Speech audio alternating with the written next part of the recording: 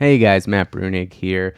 Do you remember back in June of 2021, this piece written by Felix Salmon of Axios, in which he makes the rather startling claim that half of the pandemic's unemployment money may have been stolen?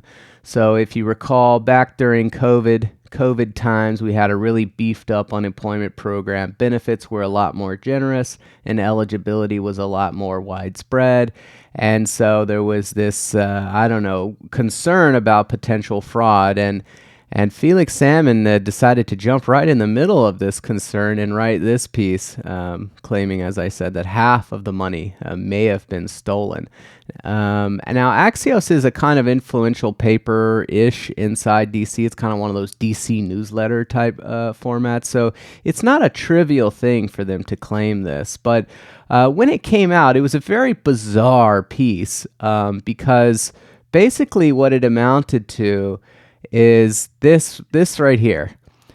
Blake Hall, the CEO of ID.me, a service that tries to prevent this kind of fraud, tells Axios that America has lost more than $400 billion to fraudulent claims. As much as 50% of all unemployment monies might have been stolen, he says. And the piece actually gets more ridiculous after that because we get another CEO, Haywood Talcove, what a name, CEO of LexisNexis Risk Solutions. Man, he must be an important guy.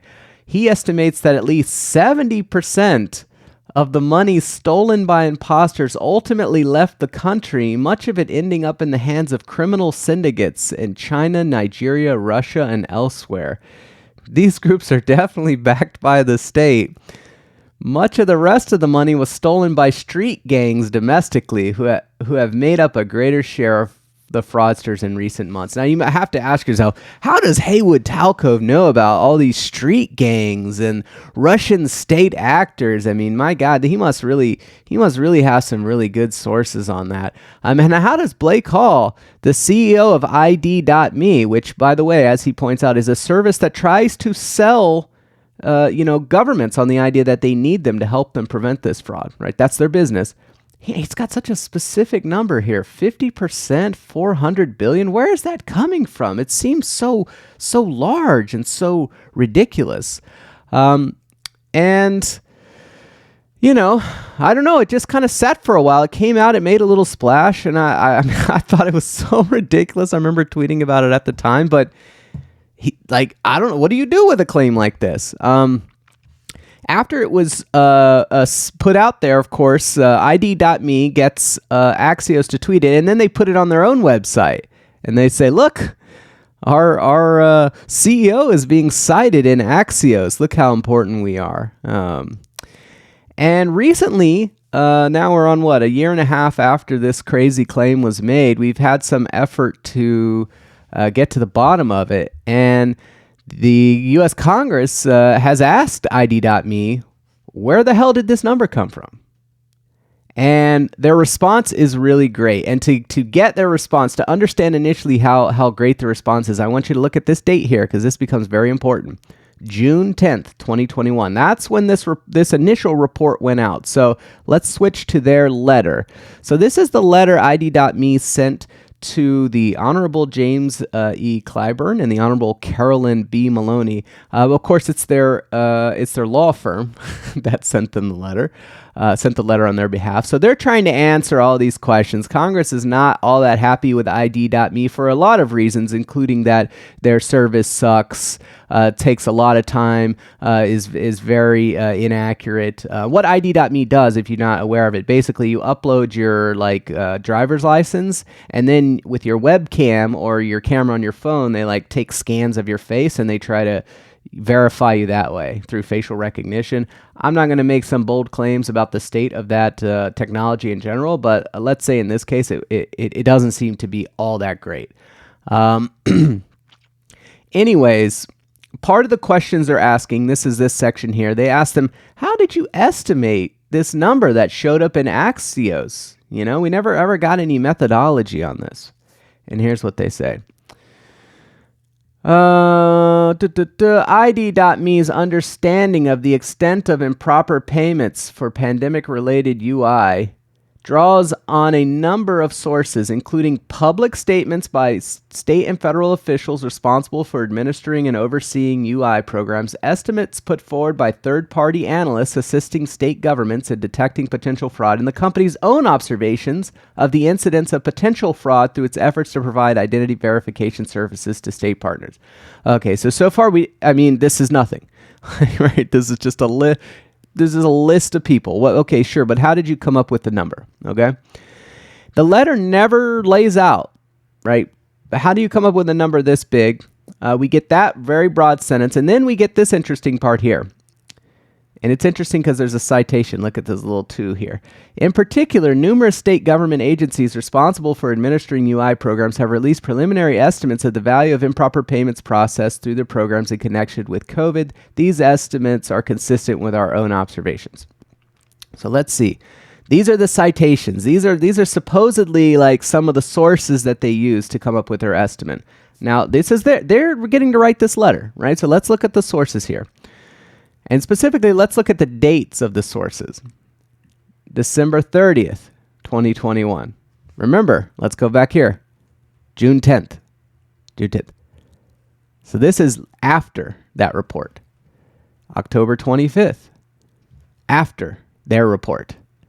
September 30th. After their report.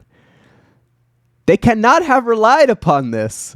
Unless they had a time machine, they could not have relied upon this to make the claim that 50% of pandemic unemployment money totaling $400 billion may have been stolen. They could not have. Whichever legal associate had to frantically Google this bullshit and throw this in here, I feel sorry for them, though they also shouldn't be doing the work they're doing, right? Anyways, so just a couple of days ago, we finally get this, select subcommittee report on the coronavirus, and they actually include this analysis of ID.me, in it, and all the questions. So that letter is sort of incorporated in this report, and it gets incorporated here. Like I said, this just came out, and here we have. They asked them, "What's going on? How did you get this money? How did you get this report?" The number you put in is like 10 times higher than the Inspector General's number. It's 3 times higher than the assessment of all pandemic unemployment payments, which includes fraud as well as non-fraud. Where is this number coming from? And they say here in our letter, this is the part we just read. Here's their quote. And they actually go through the sources. I don't bother to do that here, but the sources that they cite say 27%, 11%, 22%, and then the cherry on top, they apparently also pointed them to Heritage Foundation's estimate of $357 billion. This is in July, which again is 1 month later, so it's also after theirs. And what's funny about the Heritage Foundation one, the Heritage Foundation one is $357 billion, which is a lot closer to the $400 billion. But the Heritage Foundation one just cites ID.me. So there's this human centipede element where ID.me feeds Axios bullshit. Heritage Foundation picks up the bullshit, runs it in a report, then ID.me goes, see, the respected Heritage Foundation, they've reached the same conclusion we have. And it's all trash. As they point out here at the end, they are unable to articulate any methodology. And the representation that they relied on these other sources, all the sources they cited came after their report, which means they couldn't have relied upon them, which, as they say, demonstrate that the company had no reliable foundation for the exaggerated estimates of fraud it offered publicly. So there you go. Let's go ahead and close the book on that. Fake claim laundered through Axios, all so that ID.me could sell its bullshit garbage product to other agencies that are trying to administer benefits. And, I guess it worked. They made a shitload of money during the pandemic.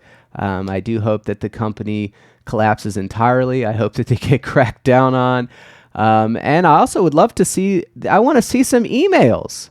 I want to see a subpoena of these emails that led up to this whole scheme that they hatched to run this through Axios. There's got to be something inside the company where where where they're making up these numbers out of thin air, and I'd love to see that. I don't know if Congress, cares enough to subpoena that sort of thing, but yeah, this is really wild.